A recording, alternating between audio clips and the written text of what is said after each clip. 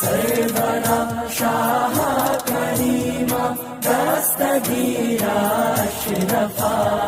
یہ ہم سب کی مشترکہ خوش نصیبی ہے کہ آج ہم اور آپ اس عظیم الشان فیضان اہل بیت کانفرنس میں شریک ہوئے۔ اللہ رب العزت قرآن عظیم میں ارشاد فرماتا ہے، اپنے محبوب نبی رحمت پیغمبر اسلام صلی اللہ علیہ وسلم کے اہل بیت کے تعلق سے میرے رب نے فرمایا، جس کا میں مفہوم آپ تک پہنچا رہا ہوں۔ اللہ نے فرمایا، میرے محبوب آپ فرما دیں کہ میں نے جو تم کو دین دیا، تم تک جو میں نے اسلام پہنچایا، جو میں نے محنتیں کی، اس کے عوض میں ہم تجھ سے کچھ نہیں طلب کر رہے ہیں، بس یہ کہ تم میری اہل بیت سے محبت کر لو۔ حضور سیدی سرکار اعلیٰ حضرت امام اہل سنت مجدد دین و ملت کا اگر آپ شجرہ اٹھا کر کے پڑھیں، جس کو خود سرکار اعلیٰ حضرت نے ترتیب دیا ہے، تو اعلیٰ حضرت کا یہ شعر یقیناً بہت ہی جامعیت کا حامل ہے۔ آپ نے ارشاد فرمایا، شجرہ عالیہ قادریہ رضویہ میں دو جہاں میں خادم آل رسول اللہ کر، حضرت آل رسول مقتدیٰ کے واسطے۔ اور اعلیٰ حضرت نے پھر لکھا، حب اہل بیت دے آل محمد کے لیے۔ ذرا سوچیں، یہ کون کہہ رہا ہے؟ یہ کس کی التجا ہے؟ یہ اللہ کے حضور کس عظیم ولی کامل کی دعا ہے؟ وہ سرکار اعلیٰ حضرت جن کو اللہ رب العزت نے بے پناہ علم لدنی عطا فرمایا، وہ سرکار اعلیٰ حضرت جو اپنے زمانے کے سب سے بڑے عالم ہیں، وہ اعلیٰ حضرت جس عظیم شخصیت کی ذات بابرکت پر اعلیٰ حضرت کے پیر و مرشد کو ناز ہو، اور آپ یہ فرمائیں کہ روز محشر اگر مجھ سے پوچھے خدا، بول آل رسول تو لایا ہے کیا، عرض کر دوں گا لایا ہوں احمد رضا، یا خدا یہ امانت سلامت رہے۔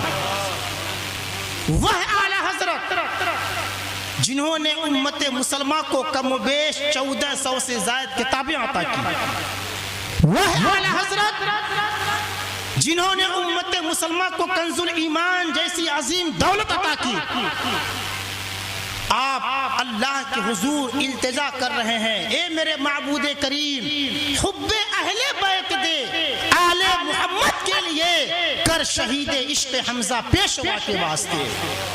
اعلیٰ حضرت کو یہ معلوم تھا کہ اگر ہم دارین کی کامیابی چاہتے ہیں، اگر ہم کل قیامت کے دن اللہ کے رسول کی شفاعت چاہتے ہیں، اگر ہم یہ چاہتے ہیں کہ کل قیامت کے دن رسول اعظم پیغمبر اسلام کے دست پاک سے آب کوثر ہمیں نصیب ہو، تو اس کے لیے ہمیں اہل بیت سے محبت کرنی ہوگی، اللہ کے حبیب کے گھر والوں سے ہمیں عقیدت رکھنی ہوگی۔ آج ہمارے معاملات کیا ہیں؟ لا علمی کی بنیاد پر بر بنائے جہالت، آج ہم یہ نہیں سمجھ پاتے ہیں کہ اہل بیت کی عظمت و شان کیا ہے۔ علامہ حسن رضا خان بریلوی نے اہل بیت اطہار کی شان میں جو کچھ لکھا ہے، اس میں ایک بہت ہی اچھا شعر آپ نے کہا ہے کہ بے اجازت جن کے گھر جبریل بھی آتے نہیں، قدر والے جانتے ہیں قدر شان اہل بیت۔ بے اجازت جن کے گھر جبریل بھی آتے نہیں، قدر والے جانتے ہیں قدر شان اہل بیت۔ مجھے اہل بیت اطہار کی عزت و تکریم پر ایک واقعہ یاد آ رہا ہے۔ آپ لوگوں نے امام شافعی کا نام سنا ہے؟ دیکھیے، یہ جو کچھ ہے، اللہ سے محبت، رسول سے محبت، اہل بیت سے محبت، صحابہ سے محبت، ولیوں سے محبت، یہ سب جو کچھ ہے، یہ صرف اللہ رب العزت کی خشیت پر منحصر ہے۔ اگر کسی کے دل میں رائی کے دانے کے برابر بھی ایمان ہے، اگر کسی کے دل میں خدا کا خوف ہے، اگر کسی کے دل میں اللہ کی خشیت ہے، تو اس کے لیے چھوٹا گناہ بھی بہت بڑا گناہ اس کو محسوس ہوگا، اور اگر دل میں خدا کا خوف نہیں ہے، اللہ کی خشیت نہیں ہے، اللہ کا ڈر نہیں ہے، تو بڑے سے بڑا گناہ بھی اس کے سامنے کوئی معنی نہیں رکھتا ہے۔ اور آپ ایک بات بخوبی جان لیں،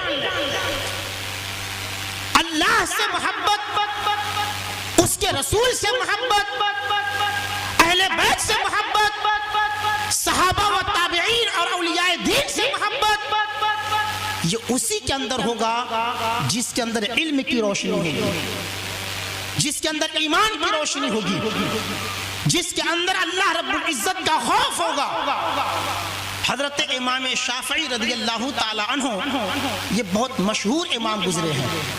جو 4 امام ہیں، امام شافعی کا مقام و مرتبہ یہ 4 ائمہ کرام میں دوسرے نمبر پر آتا ہے۔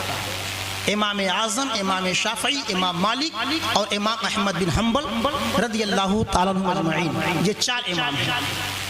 سیرت امام شافعی کا مطالعہ کیجئے، ایک بہت ہی خوبصورت واقعہ آپ کو پڑھنے کو ملے گا، اور آپ اس واقعے کو سنیے اور اپنے ایمان کو تازہ کیجئے اور خود اپنے اعمال کا محاسبہ کیجئے۔ ہمارا عمل کیا ہے، ہمارے عادات و اطوار کیسے ہیں، ہمارا طریقہ کیسا ہے، ہمارے اندر اہل بیت کی محبت و تعظیم کس قدر ہے، آپ اس واقعے سے بخوبی اندازہ لگا سکتے ہیں۔ حاجی صاحب تشریف لائیں، ماشاءاللہ تشریف لائیں آپ۔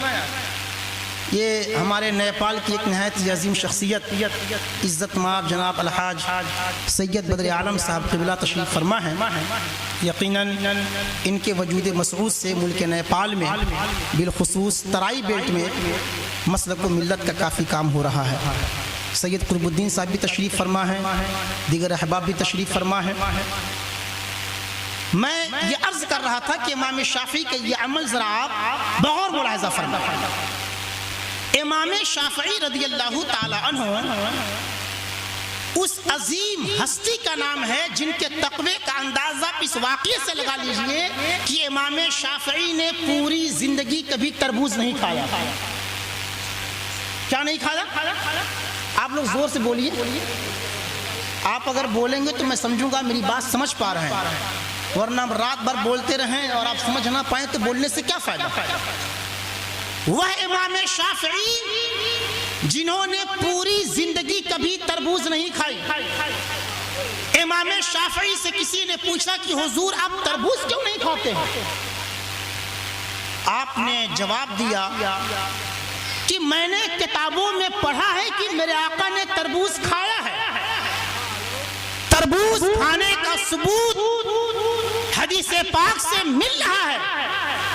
مجھے معلوم ہے، میں نے پڑھا ہے کہ میرے آقا نے تربوز کھایا ہے، لیکن مجھے یہ نہیں معلوم کہ میرے آقا نے تربوز کاٹا کدھر سے تھا۔ میں اس لیے پوری زندگی تربوز نہیں کھاتا ہوں، کہیں تربوز کاٹنے میں سنت رسول کی مخالفت ہو جائے، کہیں تربوز کاٹنے میں سنت رسول کی مخالفت نہ ہو جائے۔ مجھے یہ نہیں معلوم کہ میرے آقا نے تربوز ادھر سے کاٹا تھا کہ ادھر سے کاٹا تھا، میں اس لیے پوری زندگی تربوز نہیں کھا رہا، کہیں تربوز کاٹنے میں اللہ کے حبیب کی سنت کی مخالفت نہ ہو جائے۔ آپ ذرا اندازہ لگائیں ان کے کمال تقویٰ کا۔ وہ امام شافعی رضی اللہ تعالیٰ عنہ، آپ لبے سڑک واز فرما رہے تھے، مجلس میں خطاب فرما رہے تھے، اور اچانک آپ کرسی سے اٹھ جاتے تھے، پھر تھوڑی دیر کے بعد بیٹھ جاتے تھے، پھر اچانک کرسی سے اٹھ جاتے، پھر بیٹھ جاتے۔ دوران تقریر، دوران خطاب آپ کا یہ عمل متعدد بار ہوا۔ آپ اٹھ جاتے، پھر بیٹھ جاتے، پھر اٹھ جاتے، پھر بیٹھ جاتے۔ لوگوں کو یہ بات سمجھ میں نہیں آئی کہ یا اللہ معاملہ کیا ہے، وجہ کیا ہے۔ امام شافعی رضی اللہ تعالیٰ عنہ یہ دوران تقریر کبھی کرسی پر بیٹھ رہے ہیں، کبھی کرسی سے اٹھ جا رہے ہیں، یہ اٹھنے بیٹھنے کی وجہ کیا ہے، کسی کو یہ بات سمجھ میں نہیں آ رہی تھی۔ جب پروگرام ختم ہو گیا تو کچھ لوگ امام شافعی کی بارگاہ میں حاضر ہوئے، اور اس واقعے کو آپ سیرت امام شافعی میں ایک کتاب ہے سیرت امام شافعی، آپ اس میں اس واقعے کو پڑھ سکتے ہیں۔ جب لوگ امام شافعی کی بارگاہ میں حاضر ہوئے کہ حضور معاملہ کیا ہے، بات کیا ہے، آپ دوران گفتگو دوران تقریر اچانک کرسی سے اٹھ کیوں جاتے تھے، پھر بیٹھ کیوں جاتے تھے، آپ کا یہ عمل بار بار ایسا رہا، آخر وجہ کیا ہے؟ تو امام شافعی رضی اللہ تعالیٰ عنہ نے جواب دیا، اے لوگوں، جب میں تقریر کر رہا تھا تو میں دیکھا کہ چھت پر ایک سید زادہ کھڑا تھا، جب وہ چھت کے قریب آتا میں اس کی تعظیم کے لیے کھڑے ہو جاتا تھا، جب وہ بچہ وہاں سے گزر جاتا پھر میں کرسی پر بیٹھ جاتا۔ نعرہ تکبیر، نعرہ رسالت، نعرہ حیدری، میدان اہل بیت کانفرنس، نعرہ تکبیر۔ تو اب بتائیے امام شافعی جیسا امام، آپ نے کسی عالم، بہت بڑے دقاق، بہت بڑے محدث، بہت بڑے مفتی، بہت بڑے جو تو عالم کی تعظیم نہیں، بلکہ ایک سید زادہ جو چھوٹے تھے، بچے تھے، اپنے وقت میں امام کو یہ بھی گوارا نہیں تھا کہ کوئی سید زادہ کھڑا ہو اور میں کرسی پر بیٹھ کر خطاب کروں۔ یہ ہے عمل اللہ والوں کا، یہ ہے تقوی اللہ والوں کا۔ اعلیٰ حضرت رضی اللہ تعالیٰ عنہ کا واقعہ آپ نے بارہا سنا ہے، اور کئی ایسے واقعے موجود ہیں۔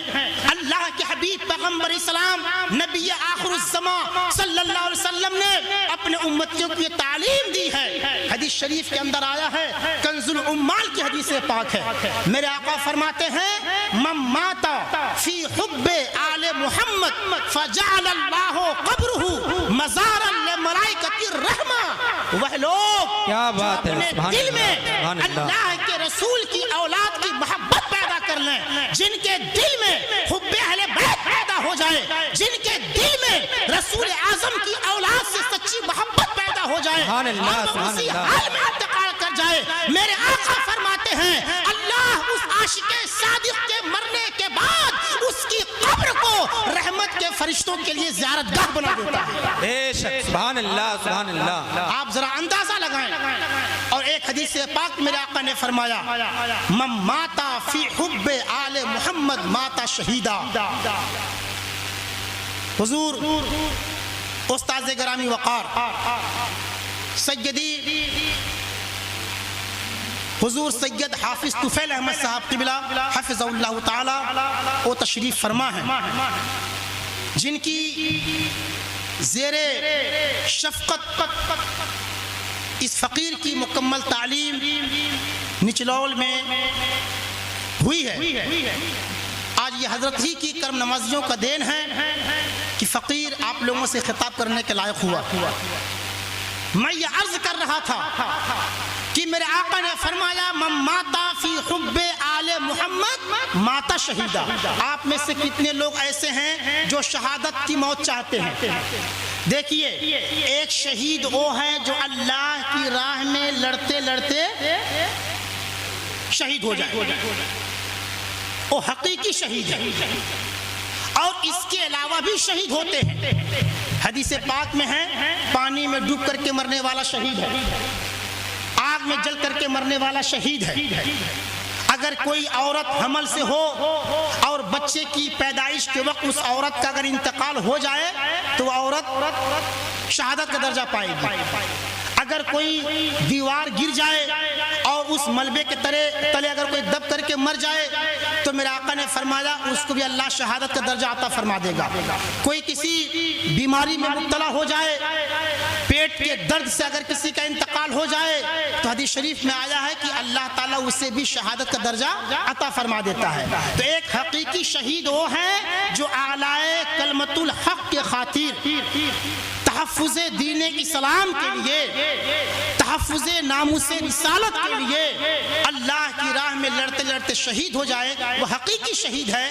اور یہ جتنے ابھی ہم نے بتایا کہ فلاں شہید ہے فلاں شہید ہے، اللہ تعالیٰ انہیں شہادت کا درجہ عطا فرما دیتا ہے۔ سبحان اللہ، سبحان اللہ۔ تو اللہ کے حبیب نے فرمایا کہ جس شخص نے اپنے دل میں اولاد رسول کی محبت پیدا کر لی، میری اہل بیت کی محبت پیدا کر لی، میرے آقا فرماتے ہیں جب وہ انتقال کرے گا تو اللہ اسے شہادت کا درجہ عطا فرما دے گا، اللہ اسے شہادت کا درجہ عطا فرما دے گا۔ اور امام اعظم ابو حنیفہ رضی اللہ تعالیٰ عنہ کے حوالے سے ایک بات بڑی مشہور ہے، امام اعظم ابو حنیفہ رضی اللہ تعالیٰ عنہ نے بھی اپنی زندگی میں اہل بیت اطہار سے کافی محبت کی ہے۔ میرے بھائیوں، چونکہ مکمل تقریر، مکمل گفتگو حضور شیخ المشائخ سیدی و سندی حضور سید غلام غوث بابو حفظہ اللہ تعالیٰ کی سماعت کرنی ہے، میں بھی یہ چاہتا ہوں، میں نیپال کی سرزمین سے اس کانفرنس میں حاضر ہوا بس اس لیے تاکہ دو عظیم شخصیتیں حضور سید اشفاق میاں صاحب قبلہ حفظہ اللہ تعالیٰ اور حضور سید غلام غوث بابو حفظہ اللہ تعالیٰ کی زیارت ہو جائے اور ان کے مواعظ حسنہ سے کچھ ہم استفادہ حاصل کر لیں۔ میں اسی لیے میں یہاں پر حاضر آیا۔ میں آپ لوگوں سے ایک بات کہہ دینا چاہتا ہوں، اگر آپ لوگ کامیابی چاہتے ہیں اپنے اندر تقویٰ پیدا کیجئے، آپ اپنے اندر انقلاب پیدا کیجئے، آپ اپنی زندگی میں نکھار پیدا کیجئے، اور یہ کب ہوگا؟ جب آپ کے دل میں خدا کا خوف پیدا ہوگا، اللہ کی خشیت پیدا ہوگی۔ اللہ نے فرمایا وَلِمَنْ خَشِيَ رَبَّهُ، وہ لوگ جو اللہ کے ڈر سے، جو ہمیشہ اللہ کے خوف سے لرزتے ہیں، اللہ تعالیٰ انہیں بہت بڑا مقام عطا فرما دیتا ہے۔ میرے بھائیوں، آپ لوگوں سے گزارش ہے، آپ اللہ و رسول کی محبت اور اہل بیت کی محبت اپنے اوپر لازم قرار دیں۔ الحمدللہ رب العالمین، یہ فقیر خود ملک نیپال کی سرزمین پر فروغ مسلک اعلیٰ حضرت کے لیے اور فیضان اہل بیت کو پوری دنیا میں عام و تام کرنے کے لیے یہ فقیر خود مشن چلاتا ہے، اور راشٹریہ علماء کونسل نیپال، جسے ملک نیپال کی راجدھانی کاٹھمانڈو میں جس کی ہیڈ آفس کھولی گئی ہے، اور جنک پور میں آل نیپال فیضان مدینہ کانفرنس میں حضور سید ویس میاں صاحب قبلہ کی بھی تشریف اور اس پروگرام میں ہونی تھی، اور دیگر مشائخ بھی تشریف فرما تھے۔ اس پروگرام میں راجیہ استر پر مکمل پورے ملکی سطح پر راشٹریہ علماء کونسل نیپال بنایا گیا، اور اس کیا بات ہے، کیا بات ہے، سبحان اللہ، سبحان اللہ۔ زیادہ علماء کرام کی موجودگی میں اس فقیر کو پورے ملک نیپال کا مرکزی صدر منتخب کیا گیا۔ نعرہ تکبیر، نعرہ رسالت، الحمدللہ رب العالمین۔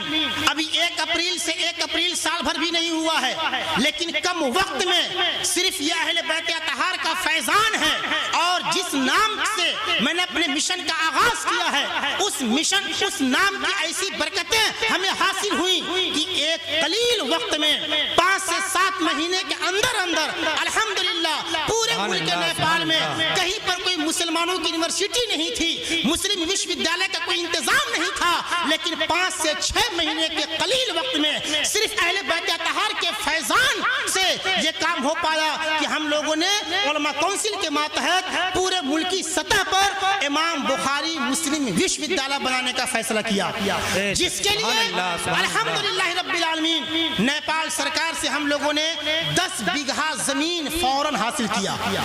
لکھت طور پر امام بخاری مسلم وشو ودیالیہ کے نام سے نیپال سرکار نے 10 بیگھہ زمین الاٹ کی، اور 10 کروڑ روپیہ بجٹ اس کے لیے ماشاءاللہ پاس کیا۔ کیا بات ہے، سبحان اللہ، انشاءاللہ 1 سے 1.5 مہینے کے اندر اللہ تعالیٰ نے چاہا تو آپ کے پڑوسی ملک نیپال میں مسلمانوں کی تعلیمی معیار کو بلند کرنے کے لیے الحمدللہ امام بخاری مسلم وشو ودیالیہ کی بنیاد رکھی جائے گی۔ آپ لوگ بھی اپنی زندگی میں انقلاب پیدا کریں، اپنی قوم کے لیے کام کریں، اپنی نسلوں کے لیے کام کریں، اپنی زندگی کو یوں ہی نہ گزاریں، اپنی زندگی کو کام میں لگائیں۔ حافظ ملت فرماتے ہیں کہ ہر مخالفت کا جواب کام ہے، اور زمین کے اوپر کام اور زمین کے نیچے آرام۔ اتر پردیش مدرسہ بورڈ کی مارکشیٹ منشی مولوی عالم، ان مارکشیٹوں کا نیپال سرکار سے کوئی مانیتا پراپت نہیں تھا۔ 6 مہینے کی تنظیم راشٹریہ علماء کونسل نیپال نے الحمدللہ رب العالمین آپ احباب کی دعاؤں کی طفیل منشی مولوی اور عالم کی مارکشیٹ کو نیپال سرکار سے معادلہ کروایا۔ منشی مولوی کی 10 اور عالم کی مارکشیٹ کو 12۔ اسی طریقے سے پورے نیپال کی جو راجدھانی کاٹھمانڈو ہے، کاٹھمانڈو میں نیپال اوپن یونیورسٹی میں الحمدللہ رب رب العالمین علماء کونسل اور فیضان اہل بیت سنستھا کے ماتحت الحمدللہ نیپال کی اوپن یونیورسٹی میں اسلامیات کا ایک سیکشن ہی قائم کروایا گیا، جس میں کنز الایمان، بخاری، ترمذی، مسلم، صحیح ستہ کی پوری کتاب اس یونیورسٹی میں داخل نصاب کروایا گیا۔ کیا بات ہے، سبحان اللہ سبحان اللہ۔ اگر ایسی کام ہوا تو مزید اللہ تعالی ہماری قوم کو ترقی عطا فرمائے گا۔ یہ قصہ لطیف ابھی نہ تمام ہے، جو کچھ بنا ہوا وہ آغاز باب تھا۔ السلام علیکم۔